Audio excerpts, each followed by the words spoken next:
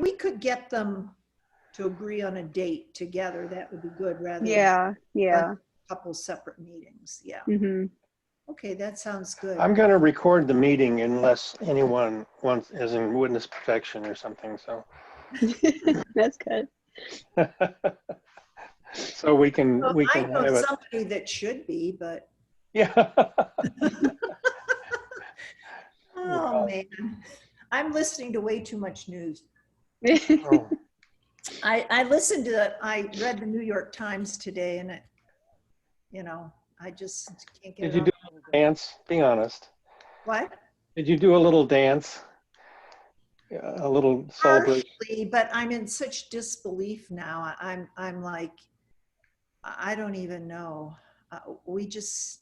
We have a really serious problem in my lifetime, and I've lived a long time. In my lifetime, I've never seen politics. I've never seen anybody like this in a high office, ever, ever, ever. And I feel really bad, Caitlin, for your generation to be going through Yeah. this kind of stuff. It just seems really unfair. It should not be stressful. People should get along, and there shouldn't be crooks. And it just, to me, it's so unnerving, and I feel really Mhm. bad. I feel bad about it, really. I do. Yeah, I really just can't imagine like what the future is going to look like at all. It can change.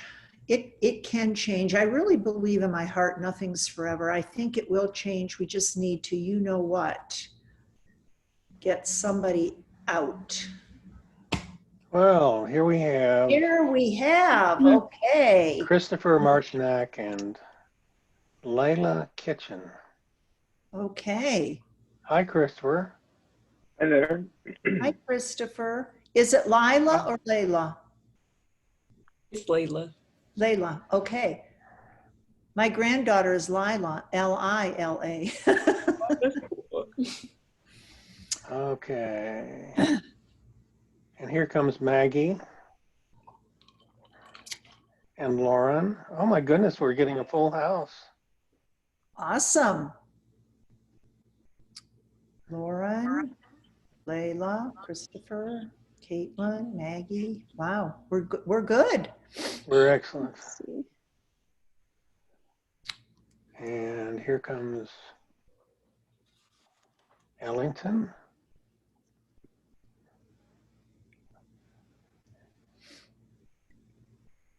Ellington. I wish I didn't have to admit everybody. I'm afraid I'm gonna leave somebody out. You can also just let them come when they come. I know, but I didn't. I guess it's not set up for that. Okay, that's all right. Oh yeah. You'll get everybody. If you So we want have them to, 8 so far. if you want them to just be admitted, you can go to, I think it's participants, Yes. Yeah. and change the setting to disable the waiting room, so then people are just admitted Okay. right through. Yeah.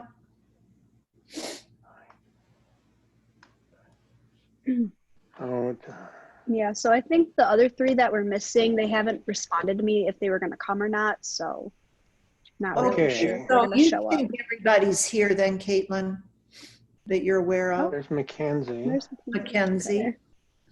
Okay, Lauren, 1, 2, 3, 4, 5, 6. Oh gosh, I saw Saturday night. I saw the most fantastic Zoom live performance.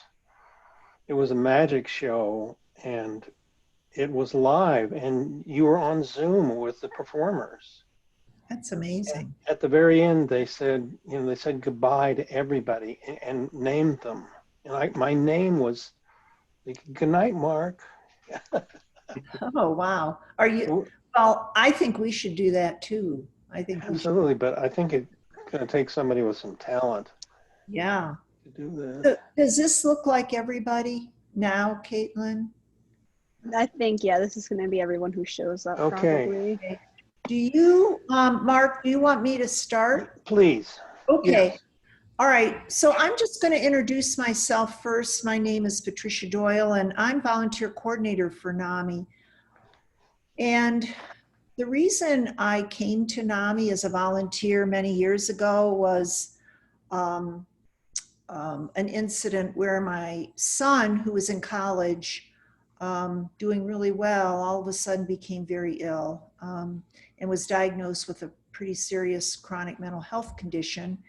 And at the time, we were all feeling pretty lost and in crisis. Oh, we have someone else here now. Hi. Hi, sorry about That's okay. that. I was on Google Meet or something for a second, but that's not the right thing. Okay. Well, you didn't miss anything. I'm just introducing myself, Nicholas. So my son, I'm just talking about why I became involved with NAMI. So my son was pretty ill, and somebody had recommended that we take the NAMI family to family education class, which we did, and it was pretty life-changing for us. And I just decided this was a great organization, and I was gonna see what I could do to be helpful. And here I am, still here. So I don't know how much all of you know about NAMI in general, but I'm just going to give you an introduction to NAMI and what it is, and a little bit about our organization and some of the things that we do. And if you ever have questions or anything, just, raise your hand or, get my attention some way. So NAMI is the nation's largest grassroots nonprofit organization dedicated to helping anybody affected by mental illness in any way. And so our organization is really different than like service organizations or agencies in the community. We are peer-to-peer. So this means that all of us who volunteer and work for NAMI all have some type of similar lived experience. So I have lived experience in advocating and helping my son through his journey with a mental health condition. Some of you may have a mental health condition. Sometimes we get people who their work is helping people who are affected by mental health conditions. So we're all drawn to the organization for a similar cause. And so when I say peer-to-peer, I'll give an example. So I teach now the family to family 8-week course, and that's for family members or anybody who loves or supports somebody with a mental health condition. And when I teach the class, the first thing I say is, I am not a health professional. I'm not a teacher. I am a peer. So I'm here because I believe that this class will be very helpful. And I believe that we can all learn from each other's experiences. So that's what our organization, really, that's the core of our organization. And NAMI National, I don't know if you realize, but there's a national organization, and then there's a state organization in every state, and then there's affiliates. So our affiliate is Washtenaw County, and NAMI National has several signature evidence-based programs. They're like a curriculum, and each individual affiliate can incorporate those into their programming. So I'm going to talk a little bit about some of the things we do. And in addition to the reason why you're on this call, if you have any interest in volunteering with our organization down the road, we'd love to have you, because the cause is great. And the people that I have met in this organization over the years are some of the most wonderful people I've met in my lifetime, really. And that includes all of you, because you're here for a reason, right? One of the NAMI National signature programs that we provide, and everything we offer is no cost. The first one is that family to family education class, which is for people who live in support of someone with a mental health condition. Another class that we offer is called peer-to-peer. That's also an 8-week class. That is for people who live with a mental health condition. The other thing that we do, to make it clearer for you, you know, NAMI is kind of three-pronged. It's education, it's support, and it's advocacy. So what I'm talking about now is the educational component. So one of the other educational initiatives that we do is we do something called Ending the Silence. Again, these are all based on NAMI National Signature Programs. And this is more of a suicide prevention outreach that we do to the schools. So this could be for teachers, parents, students, school administrators, counselors, anybody that could benefit from that particular program. We also do a lot of outreach into the community, and we do various types of presentation, the core being kind of a mental health 101 type of thing, where we try and provide the knowledge to people about what brain illnesses are and how they affect people. And by sharing this knowledge and this information, we hope to break down that discrimination or that stigma around having a mental health condition. So that's our goal.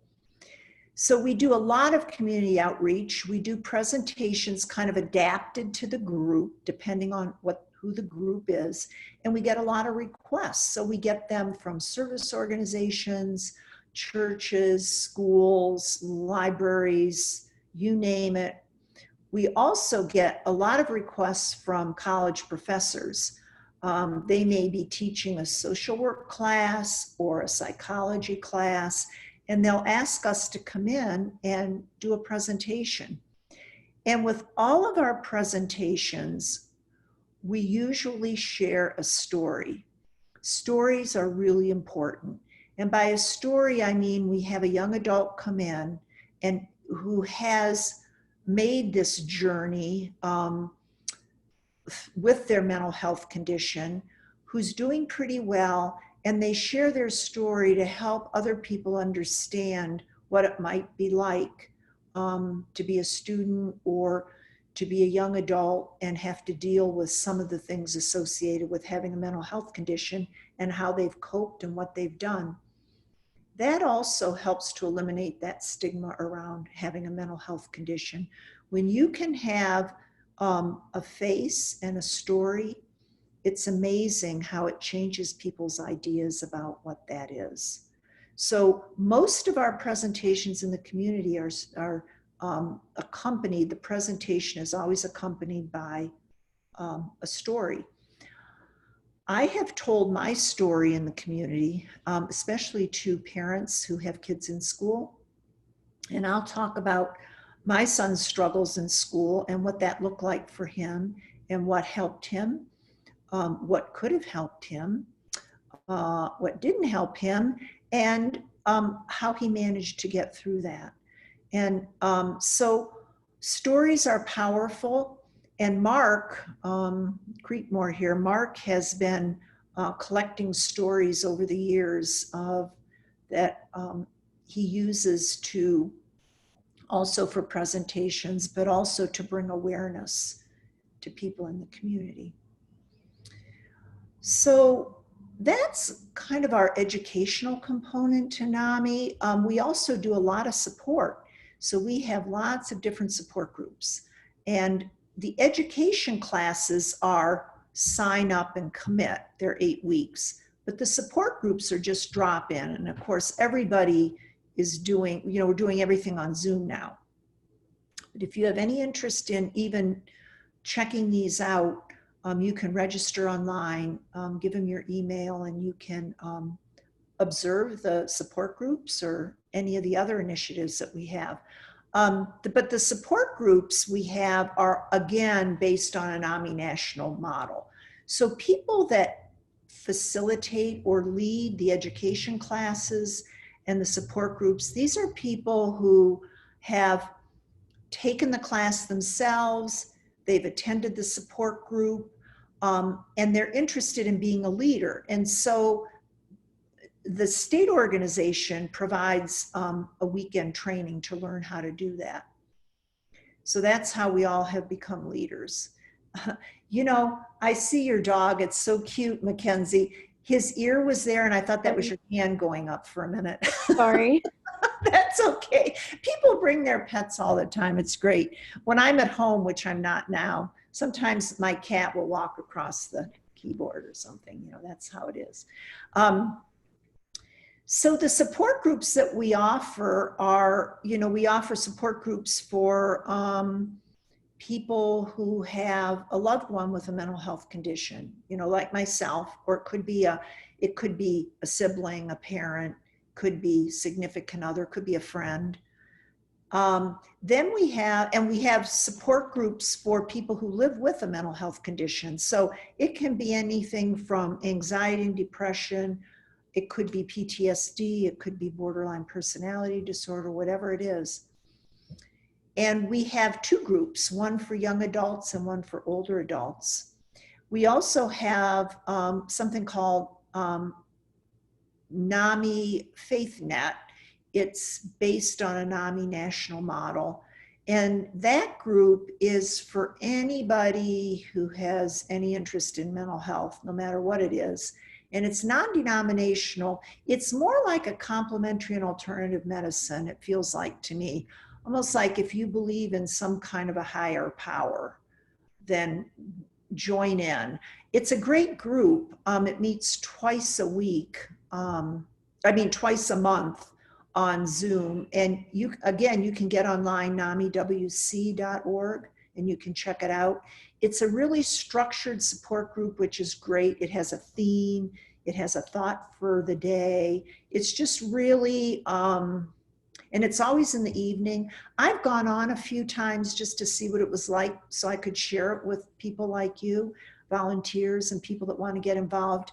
And it's a really great way to kind of end your day. It kind of feels really like a little contemplative, kind of a stress reliever kind of support group. We also have a support group that's really well attended and really much needed, and that's for parents who have teens and young adults who have had suicidal ideation or have attempted suicide. And that's a crucial group, and that group is, I think, might meet every week. You can check it all online. Does anybody have any questions at all so far? Any questions? Okay. So those are some of the programs that we've kind of incorporated into our programming. But there's some things that our affiliate does that are kind of unique and probably may not be done anywhere else. But we've had requests and we've decided these are really good initiatives. And one of them is we have volunteers that go into the mental health treatment court. The mental health treatment court is for people who end up in the criminal justice system, have been arrested due to symptoms of their mental health condition and or their substance use disorder. And so instead of criminalizing their behavior, they provide treatment and support, which is really what these people need and truly deserve. So they deserve treatment. And the court has been, we've had one in Washtenaw County for about 8 years now. It's very successful. And so what we do as volunteers is we go into the court and we hand out information about NAMI. Sometimes they'll ask a little bit about ourselves. You can share with the court participants and their families. It's a really very moving experience. And Mark Creekmore here has been very involved over the years in jail diversion projects, and this is exactly what this is about. It's to divert people out of the criminal justice system into treatment. The other thing that we do is we go into the hospitals, the psychiatric units of the hospitals, either inpatient or outpatient. So we do University of Michigan or Michigan Medicine. We do St. Joseph, and we go to Chelsea, Ann Arbor, and Ipsy.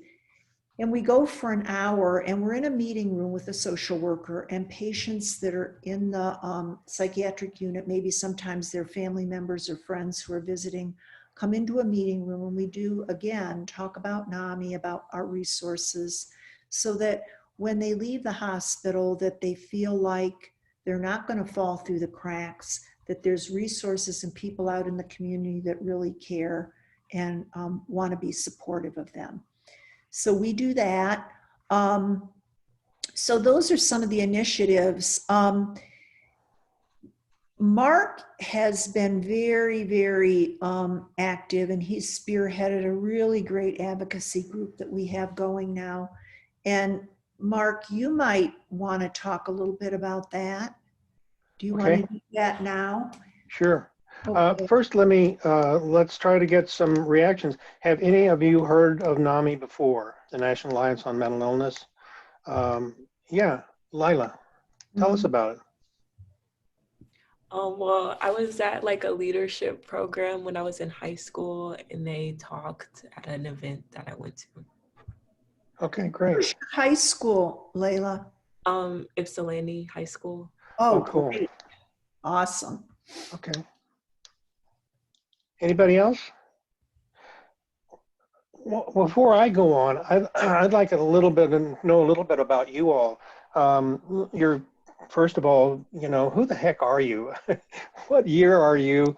And what are your goals? What are you looking to do with this experience? And just where do you come from? So, Caitlin, you want to kick it off since you're the first box to my right here. Yeah. I'm Caitlin. I'm from Saginaw, Michigan, and I'm a sophomore studying psychology. And my plans for the future are to go get my master's in social work. And I'm really interested in like social justice. And so like I want to help marginalized populations. So I thought this would be like a good opportunity to start, working with those kinds of populations and, learning more about how to help people with mental health problems. Great, thank you. How about you, Chris? Hey, I'm Chris. I'm a senior neuroscience and psychology student at Michigan. I'm from Commerce Township, Michigan. I have no idea what I'm going to be doing after college right now. But I'm really curious to see if my degrees can be used in a creative way, such as like a nonprofit. And I'm also really interested in the organization specifically. I'm just curious to see how these challenges are tackled and to see if, I don't know, I'm a right fit to help out with that. Hey, thank you. Lila, am I saying that right? It's Layla. Layla, got you, thank you. Hi, my name's Layla. I'm from Ipsy, Michigan, which is in like 10 minutes away from Ann Arbor. I'm a freshman, and I'm not sure what I want to do, but I like psychology and public policy. Great, thanks. Ellington? Hi, my name's Ellington. I'm from Warren, Michigan. I'm a senior studying psychology. I actually want to go into HR after I graduate to be an HR specialist in training and development. But my goals for this is just to like learn as much as possible about what you all do and how you all do the work that you do. Yeah, Ellington, where did you say you were from? I missed it, I'm sorry. Warren, Michigan. Warren, got you. Okay, great, thanks. Lauren? Do you guys know each other at all? No, you probably don't. Not really. Okay, Hi. great. Yeah. My name is Lauren Henderson. I study psychology and I also study sociology, health, and medicine in DAS, which is Department of Afro-American African Studies. I'm a senior, so it's my last year. And I guess, did I say I'm from Southfield?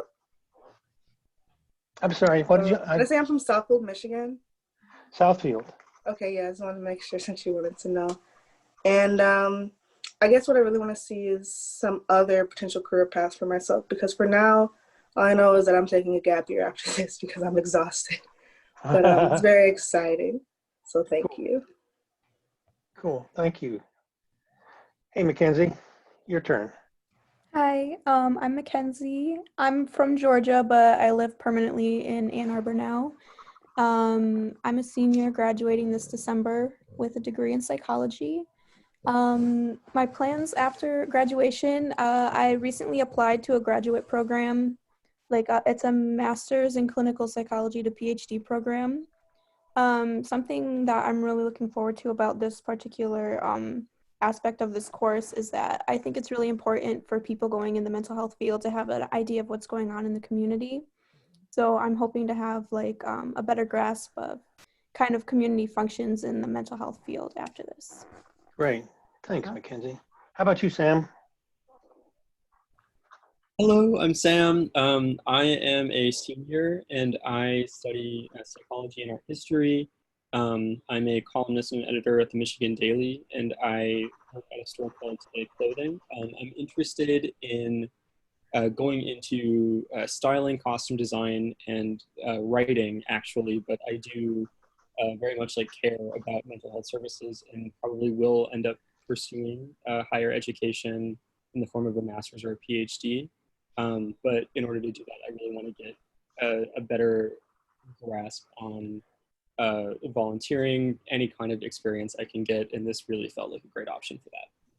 Did you say you were a history major, or I missed it? Art history and psychology. Art history, cool. Great, thank you, Sam. Nicholas. Hey, man. Hi, I'm Nick Beatty. I'm a senior studying psychology, minor in English, and I'm from Wayzata, Minnesota, which is a suburb just west of Minneapolis. And I am excited to work with NAMI in whatever capacity we end up doing in this class. I have sort of I was excited to do it. I have a friend from high school who's really been struggling with schizophrenia. And so it's kind of it's a effort that's kind of close and personal to me, just to see what he's been going through these past couple of years.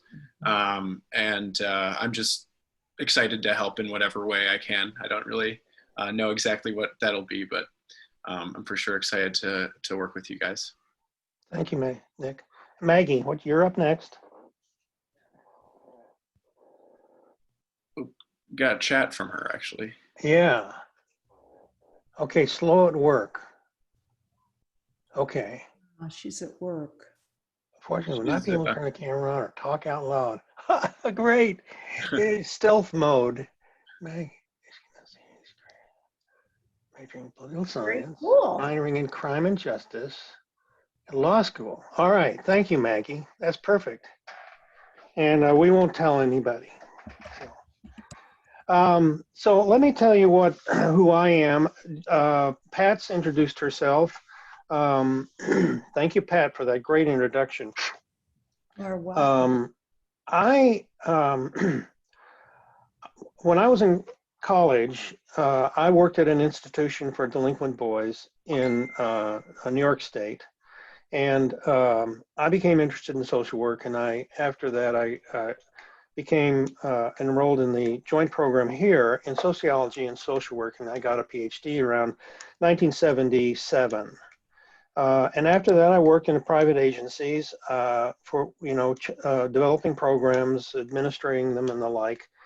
And then I broke away and developed a program evaluation organization, and I did evaluation of nonprofit social work programs, psychology programs, as well as did some expert witnessing for criminal justice class action lawsuits with the Department of Corrections. So the point is, I've been around, and I've been where you've been, actually. So I want to kind of relate to that and sort of talk a little bit about my journey to where I am now. And I consider, like Pat, that NAMI has been the most phenomenal association that I've been engaged in with people who really care about mental health and other people. And in a very, I shouldn't say very unique, in a unique way, providing something that other organizations, professional organizations, don't provide. And I want to just introduce that. Then what I want to do is, I know we want to stop at noon, so I want to be mindful of that, but I am available if you want to stick around after that to chat.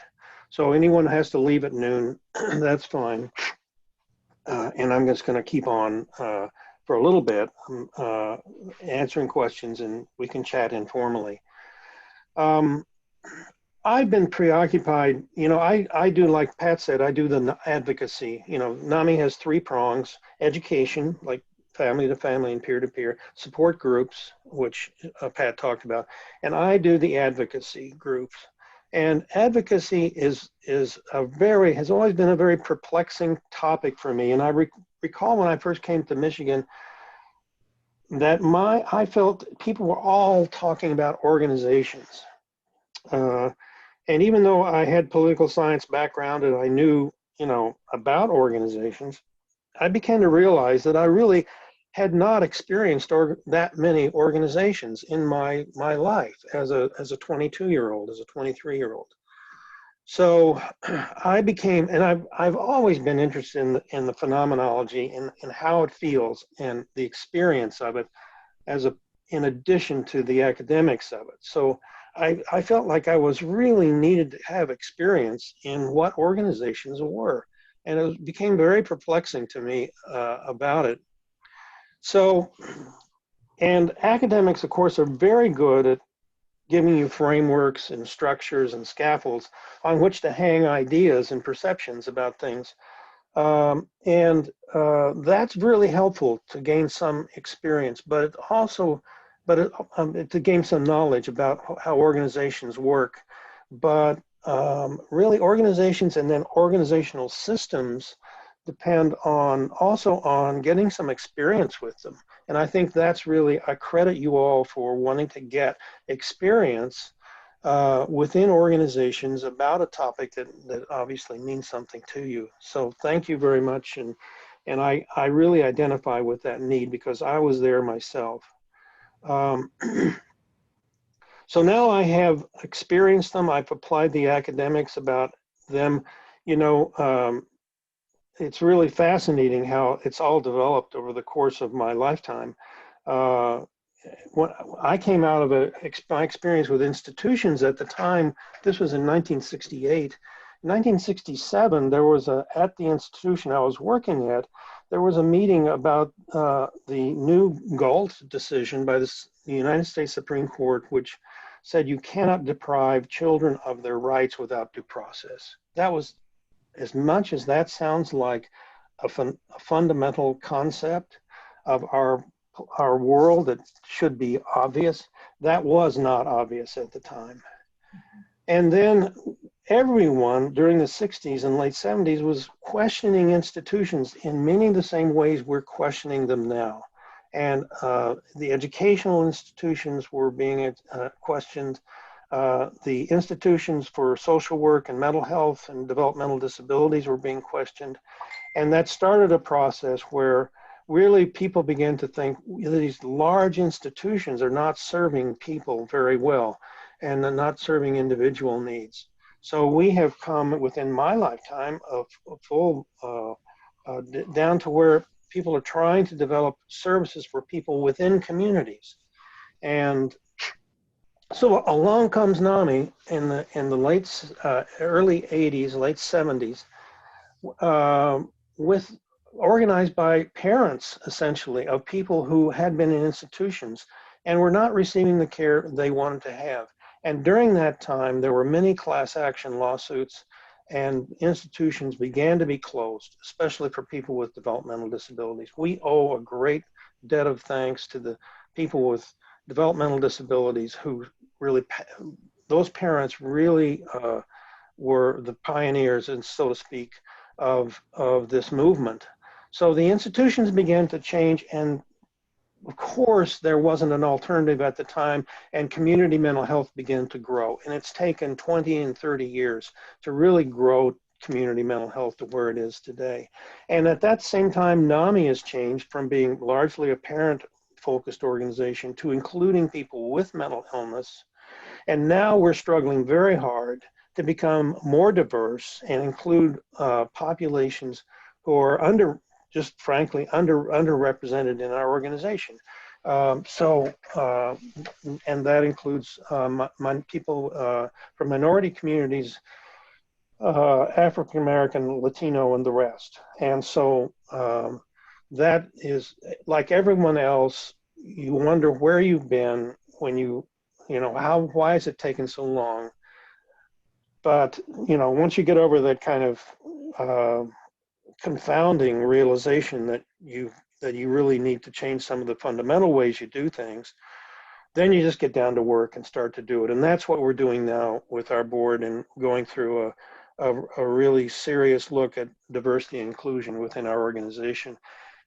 To help us do that, we do have a contract with the Community Mental Health to work in 3 areas in our county: Ypsi Township and Whitmore Lake, which are 3 underserved communities. We can go into that in more detail if you like, but it's really helped us sharpen our focus. So at the same time that we've changed, we have to really hang on to the things that are unique to us. And Pat really said it well when she said we're a peer organization. We are an organization of people who either live with mental illness or have loved ones or friends who are living with mental illness. In my life, was my parents, and now it has become my wife's niece and her nephew, so it's just when you think your life is settled down, all of a sudden you run across something that's really very upsetting, and we're struggling with that now with their difficulties with mental illness. So, and a peer organization is really not just peers. We prefer, actually, although we're all volunteers, so we do have some paid staff, and we do have some structure, but we're basically a grassroots community organization. And that's a very interesting concept. And that's what sets us apart from professional organizations, besides the fact that none of us are exercising professional activities. I mean, some of us are professionally trained and have backgrounds in mental health and social service professions, but we're not acting like professionals. We're acting like a grassroots organization. Grassroots organizations are essentially voluntary, they're collaboratives, and members have experiential ties with each other and attempt to improve things within larger controlling systems. So we are working as people with lived experience, trying to improve mental health services within a system of mental health that actually occurs. We think of it as having 6 sectors, and I'm going to just run through those in a second with you. First, there are health systems. They provide mental health services, and we work with that sector. Hospitals, emergency rooms, like Pat said, we go and give presentations. Just as an example, 40% of the people with chronic diabetes have serious depression. So the overlap between chronic physical conditions and chronic mental health conditions is extremely high. So health is one sector. Mental health, of course, is another. We work a lot with community mental health and all the mental health agencies in our county. The criminal justice system, you've heard Pat talk about. That includes work in the jail and with the mental health court.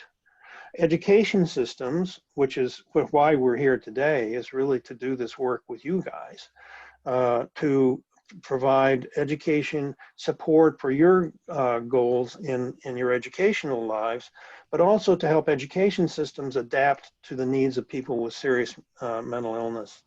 So that's education. Housing is another sector which is extraordinarily important. We work with Avalon Housing and other, you cannot have mental health without having secure housing. It just doesn't work. And that's why we have focused so heavily on housing.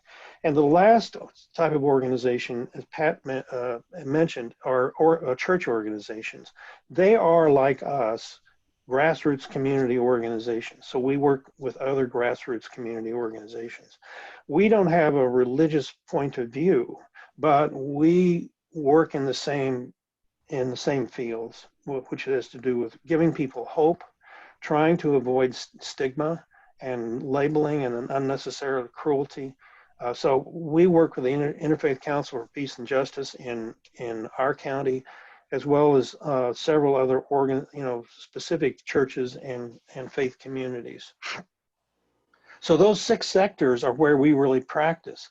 And those, if you want to call them controlling sectors, they control mental health services to almost everybody.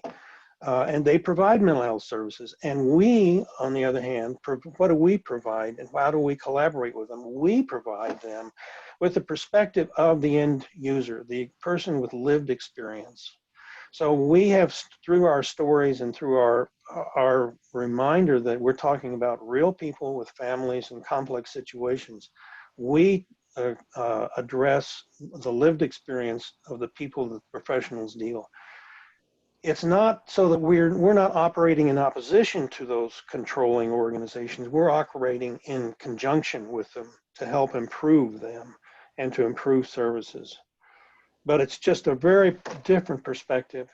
So we provide coalitions and alliances with other groups. We're responsive to new needs and issues from the dominant organizations, and we can become organized. And the question is really, how can we organize ourselves in terms of getting really efficient in how we do it with this kind of quirky peer-run group of people who essentially provide all the services. I mean, we train people to provide the education services, the support groups, and the advocacy. And so what I want to propose to you is that we, as a group, focus on training you as advocates. And so at our next meeting, I want to go into an orientation about advocacy to explain a little bit more what I mean. But that's sort of the idea. So we're nearing noon. I just want to say one more thing. We have 4 policy priorities, and I want you to think about where you want to associate yourself. You being students and us being taking an educational role, we're doing something we don't usually do with volunteers. Usually say to volunteers, where do you want to be involved? And we get you involved. I think we want you to make this part of your education and your future education so you can incorporate some of the ways we think about things. So here's our 4 priorities. Schools is our first priority. It's a very hard organization to get involved with because for many reasons. We're just getting involved with them, and we do some presentation in schools, but we're thinking of actually becoming more involved with the school boards in our county. There are, I guess, around 11 school boards in Washtenaw County. So each community has its own, and it faces problems that each of the others face. And so we're trying to develop a set of advocacy policies and approaches for schools. The second is criminal justice system, where we work in both diverting people from criminal justice who have mental health conditions through the mental health court and the jails. So there's some opportunities there if you're interested. We're working on the city millage right now, which is on November, is it 3rd, going to be voted on for public housing, affordable and supported housing. And so that millage is our 3rd high priority. And then the 4th is we're doing a candidate survey of all the candidates running from Washtenaw County regarding mental health and public safety issues. So those are the 4 areas. We are also going to be exploring 1/5 area, which is we're just now, it's really in the initial stages, which is senior citizens and social isolation has come to our awareness about COVID, that social isolation can produce its own mental health problems. And senior citizens are not only more at risk of death and permanent harm physically from COVID, they are socially isolated. And so that's one area we're also considering doing. But those 4 areas, schools, criminal justice system, the housing millage, and candidate surveys, are our focus until December. So I want you to think about which area you're most interested in. And then we can essentially divide, put you in touch with other people working on those things. And then through a meeting maybe once a week, which I think would be a good idea, we can, once I have an idea of the issues that you're interested in, I can do some kind of bridge work with the academic, with your academic classes to help you kind of bring your 2 lives together, your academic studies and your desire for experience. I myself have taught in the School of Social Work in the Department of Psychology for about 15 years. So I'm really familiar with project outreach. We've done this before. So that's what I really kind of want to say in orientation. And what we need to do, Caitlin, is really identify a time when it's a good time to meet. And if this is a good time to meet, I'm fine with that. So can you can we try to settle that now before, well, it's now noon. So how do you want to work this? Yeah, I guess we could just like gauge everyone's availability right now. Like, would this be a good time for you guys to like meet regularly or no? This time works for me. Yeah. Yeah, it works for me too. Let's I have a class at 12, so could we do it maybe like 11 to like 12 maybe? Sure, we can, I'm fine with that. 10:30, 11. Why don't I open it up at 10:30? We'll have some time to talk. We'll start at 11, then we'll be done by 12. Can you get to your, it's a Zoom class, right? So, yeah. All right. Is that okay? We can, at least we got that settled. So let's do it at 10:30. I'll open it up. We'll actually have the class start at 11. So if you can't make it to 11, don't sweat it. If you want to have a chance to chat from 10:30 to 11, that'll be great too. So, okay, I think we've accomplished a lot. I appreciate you, Pat, sticking around and coming. Thank you so much. Does anybody want to ask any of us questions? And anyone who wants to leave or has to leave, please feel free to leave. Thank you. Thank you. Thank Yeah, you. thank you. I have you to head all out. for coming. Okay. Thank you. I was All just right. going to say that I have a, I'm on the tennis team at Michigan, and I usually have a practice from 10 to 11. And so I think, but I can get on the meeting shortly thereafter. Okay. Probably like 11:05, 11:10 Okay. is usually, if that works. I mean, I can try to,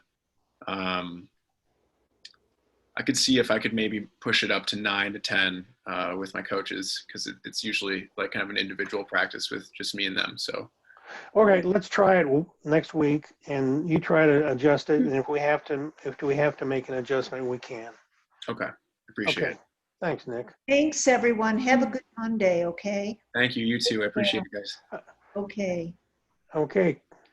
Caitlin, do you have any suggestions or questions you wanted? So we're gonna meet again next week, and then we can start getting like the hours started then next week for them. Yes. Okay. Yes. I'm going to send out, we have a Slack as an application where we have a lot of policy issues addressed. I think I'm going to send out invitations to them from Slack.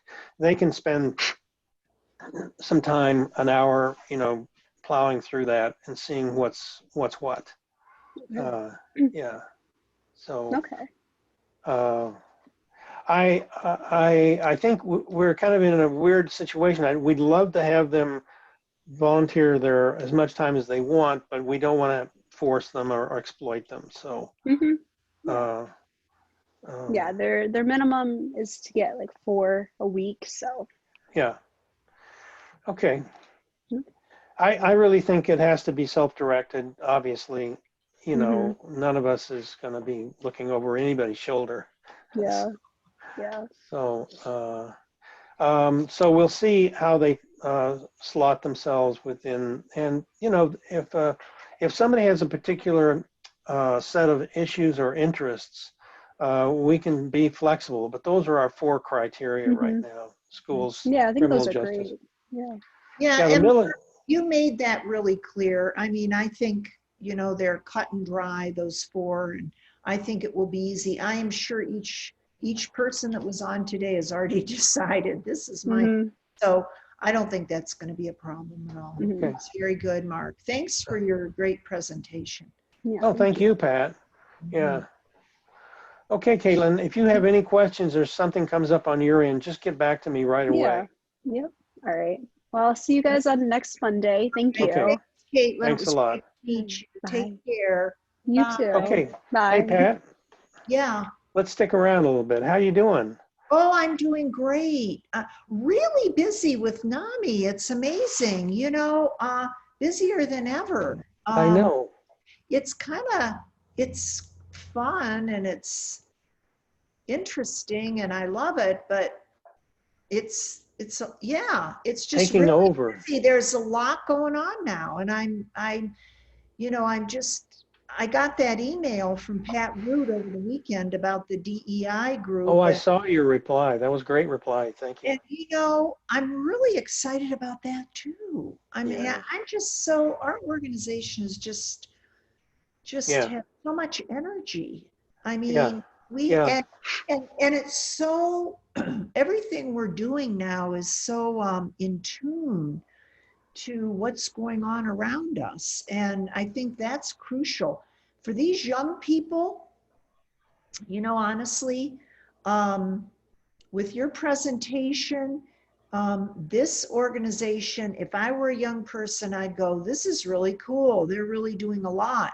And I saw a couple of the participants perk right up when you talked about diversity and inclusion. I mean, I just saw them perk right up like, this is what we need, you know? So I just think, Yeah.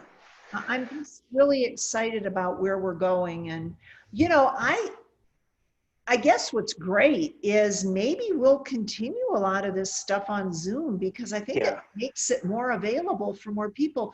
Like that young student who said, well, I got a class at noon, and she got on by noon and she was good.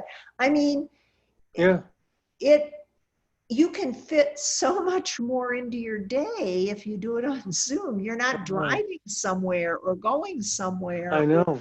I mean, it's just, I'm hoping that, I mean, I think meeting in person is crucial at times, but I think a lot of this, we can accomplish so much more, you know? Yeah. Yeah, I feel the same way. I'm excited about the organization and how we've really been, how quickly we've adapted to this new environment. It's so great. It's so great. It's just miraculous how well it is. And I'm also really, you know, I think the changes that are happening are really some, I couldn't have imagined them as happening as like they are. And you're absolutely right. You can sometimes just wear yourself down, but it is there. You know, you can't do everything, but I'm really happy with. I am too. And keeps us young, Mark. Huh? It keeps us young. Oh, absolutely. Yeah, yeah. So anyway, good for you. Good for us. Well, I like the history you gave too. That was really interesting. It was for me. Yeah. I mean, and I think it was for them to see the change and how over the last 40 or 50 years, how the focus has changed now. Yeah. And what seemed like something that should be like everybody would understand that children have rights, but they didn't. And you know, so I think that's important for them to hear that. Yeah. You know, I don't know if you watched last night the John Lewis special on CNN. No, I didn't. Gosh, that was great. It gave I'm a gonna lot watch of that. history of civil rights and Yeah. just really, really interesting. Some of it I knew, but I just love that. I love the history part of it. Mm. And it's so important for especially young people to realize that, you know, one person can make a huge difference. Yeah. It can be one person like him. Look what he did. I Yeah. mean, you just, and some of it is innate. Some of it is your personality and who you are. Some of it's like what you felt or witnessed as a child, the people around you.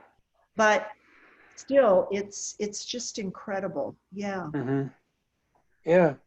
Yeah. I mean, and you don't want to be one of those.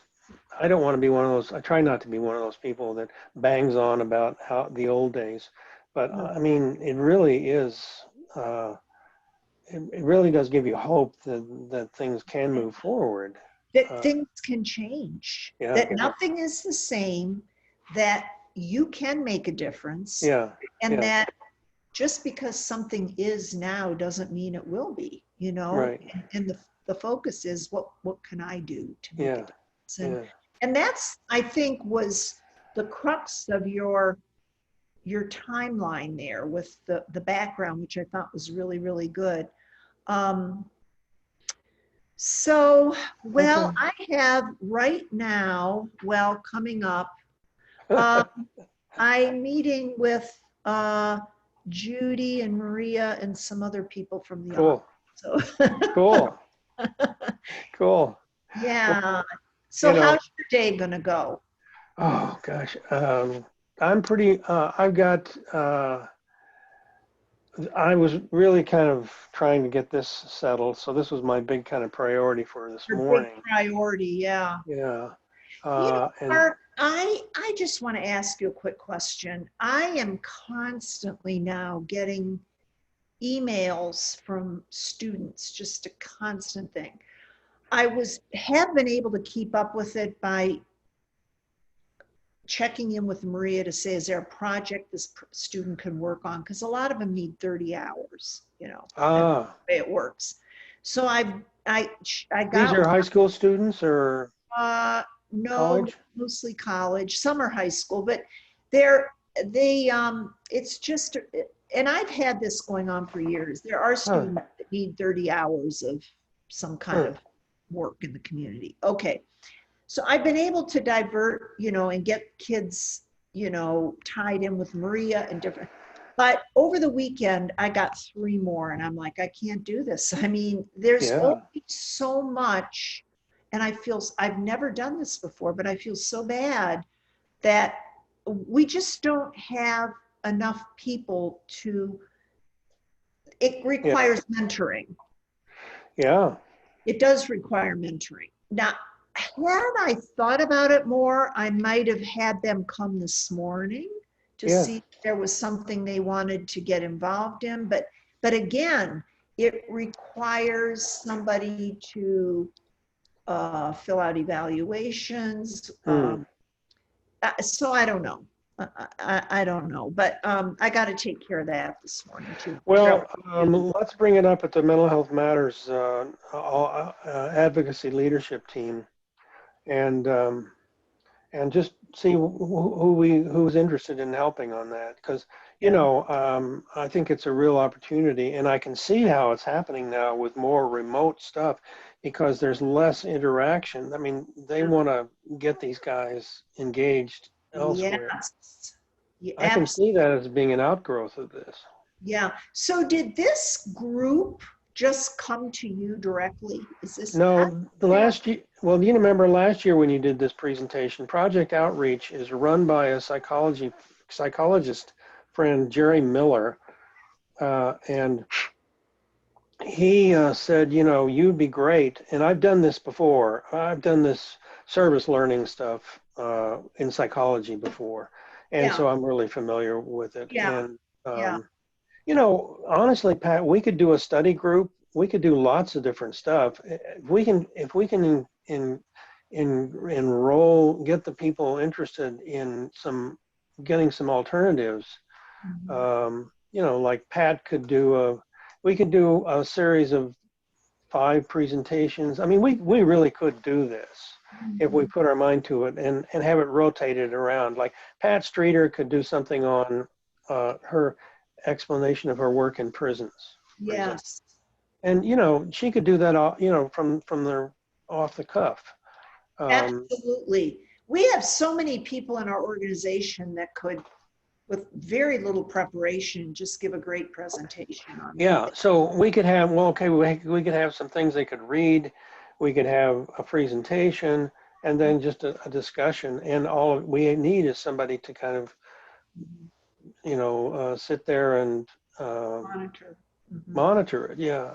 So we can, I think I hate to turn these people away because, you know, I've never done this before, but it seems like the other problem with these students is I think they've waited till the last minute. Oh, yeah. And I think that they have to have these hours in within a certain period of time. It's really structured. And they get a list of organizations and they just call. They get a list or they just start Googling.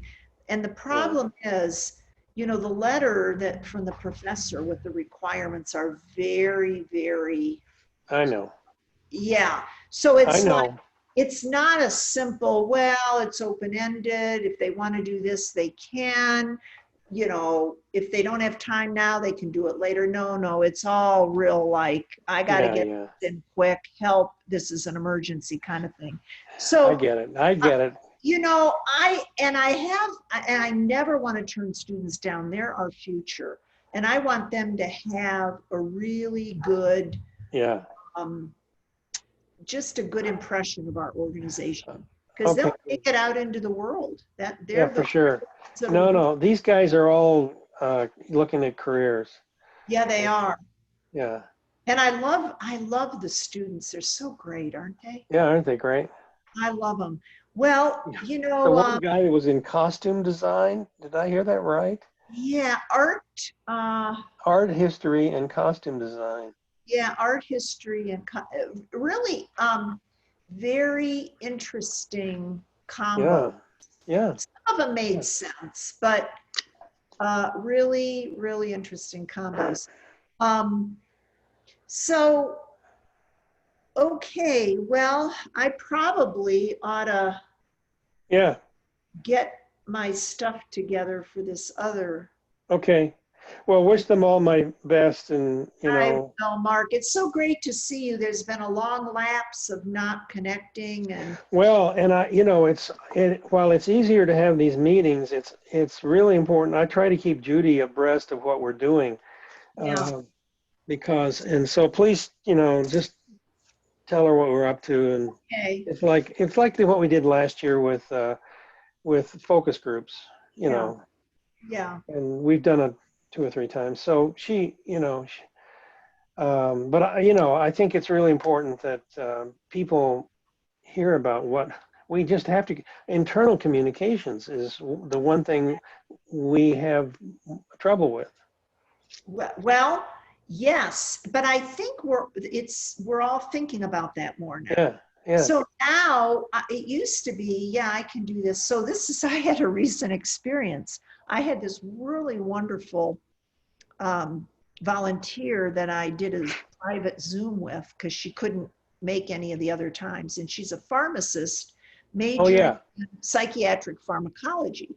So she goes, well, I give med Q&As all the time on 9C, and she's telling me what she does. And I said, boy, you know, our family to family participants, we just finished this class. They probably love something like that. Well, immediately you know, when I had mentioned it, Judy's antenna went up and she goes, ooh, she says, that kind of worries me, because she said, this is something kind of NAMI endorsed, and we get somebody on that gives some recommendation that somebody tries and they come back to us or something. She goes, I don't know about the liability. So I understand that completely. Yeah. So, but in the past, I would have just done it, you know. Well, you know, But it's now a I good, think before I do something. it's a good instinct, but you know, NAMI National does this all the time with Ask the Expert, or you know, ask the doctor. We've done it ourselves. They So do. I think she's playing a good role, but I don't honestly. Yeah, I've heard about this person, and I think you tried to hook us up, and I actually emailed her. Yes, so I gave her your information. The Yeah. second interest she had was advocacy. I think she'll be really good. What's her name again? Do you remember? Autumn Walkerly. Okay. Walkerl, Autumn Walkerly. Very bright young adult. She actually is finishing up her residency this year, so she'll be Okay. a fledged psychiatric pharmacologist. Anyways, it made me step back and say, okay, in the past, I would have gone ahead and done this, but Yeah. I need to check. I need to let Yeah. Judy know what I'm doing because, and this may still happen. I think I need to just give it a little time here. Yeah. Well, you know, it's like, you know, when we've done this at our conference, Right. You know, Fast Recovery, ask the doctor, and Right. if she's got a degree in pharmacology, you know, you can ask another person to work with her and do it on Zoom, and you know, have a check and balance, you know, in case. But you know, Well, that was exactly what I was thinking, that this person has the credentials and we've done it. I mean, we've always but I had to throw it out there. Judy came back. It's not a done deal, but we'll just think about it. Sure. Well, and I'll see if I can get. I'll keep my eye out for her. So. Okay. Thank you, Mark. I don't want to lose her. She's a good one, I think. Okay. Cool. All right. Okay. Mark. Thanks a lot, Pat. I recorded this, so I will make it accessible to you in case you need to have your introduction, and you know, and you just can't meet him. We'll just edit it for your introduction. Perfect. I think that's a great idea. I see that it's recording. Yeah, I forgot about that. I think it's a great idea. So, well, Mark, thanks so much for all you do, and Thank you. Reconnect with you and let me know if there's anything else I can do. And okay, cool. I'm gonna jump. This is great. Thanks a lot. Have a good Monday. You too. Bye-bye. Bye.